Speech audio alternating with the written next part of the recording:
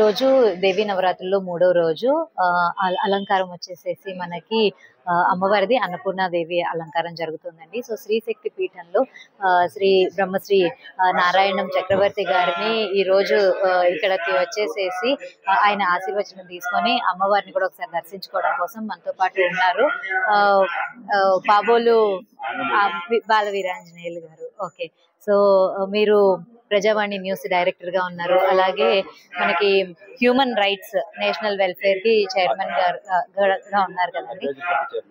Okay అండి, so ఈ రోజు ఇక్కడికి విచ్చేసారు. మీరు అంటే ఎంతకాలం నుంచి మీరు ఈ శ్రీ విద్యా శక్తి పీఠం ఉన్నారండి, ఎలా తెలుసుకున్నారు దీని గురించి? ఈ పీఠం గురించి నేను మామూలుగా యూట్యూబ్ లో చూసాను కానీ ఇదే మొదటిసారి మా శర్మ గారు నరసింహ శర్మ గారి ద్వారా ఈ రోజు దసరా ముహూర్తాలు నేను అనుకోని రాక అమ్మవారు నన్ను ఇక్కడ రప్పించింది అంటే మా గురువు గారు చాలా ఆనందకరమైన విషయం. కానీ ఇక్కడికి వచ్చిన తర్వాత ఒక ఆధ్యాత్మికం ఏంటి ఇది అంటే విద్యాపీఠం చాలా మాకైతే మా మనసుకి చాలా సంతృప్తి కలిగింది.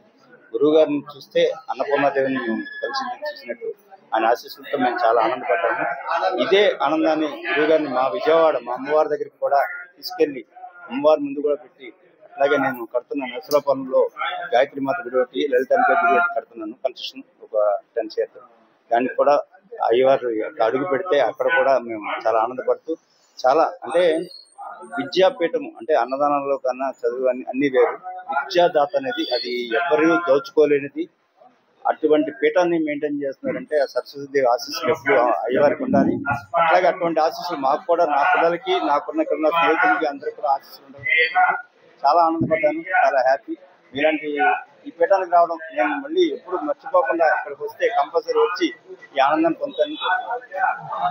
మళ్ళీ మీరు ఇలాగే తప్పకుండా వస్తూ మీ సహకారాన్ని కూడా శ్రీ విద్యా శక్తి పీఠానికి అందించి దీని గురించి మరింత మందికి తెలియజేసి, ఎందుకంటే ఆయన తీసుకున్నది చాలా చిన్న స్టెప్ ఏమీ కాదు, చాలా పెద్ద స్టెప్. ఇటువంటి ఒక పీఠాన్ని నెలకొల్పి అలాగే ఇక్కడ ఉన్న వాళ్ళందరికీ కూడా ఏదో ఒక రకంగా సహాయం చేస్తున్నారు. కాబట్టి ఈ పీఠం ద్వారా మీ సహాయ సహకారాలు కూడా ఈ పీఠానికి ఉండాలి అని చెప్పేసి మనస్ఫూర్తిగా కూడా నేను చెప్తున్నాము. ఒక అమ్మవారి బిడ్డగా గురువు గారు ఇది చెయ్యండి అంటే దానికి నేను ఎప్పుడు వెన్నంటి ఎప్పుడు కూడా స్వామివారి ఆశీస్సులతో స్వామివారు బాగా పూలు తగిలితే చాలని చాలా మంది ఉంటారు. అటువంటి అవకాశం దొరికింది. కంపల్సరీ మీరు ఇది అని చెప్తే అది చేయగలడానికి అమ్మవారు ఇస్తుంది. నేనేం గొప్పవాడిని కాదు. అమ్మ ఆశీస్సులు ఎప్పుడు కలగాలని, ఏ పనైనా జరుగుతూ దివ్యంగా జరగాలని కోరుకుంటూ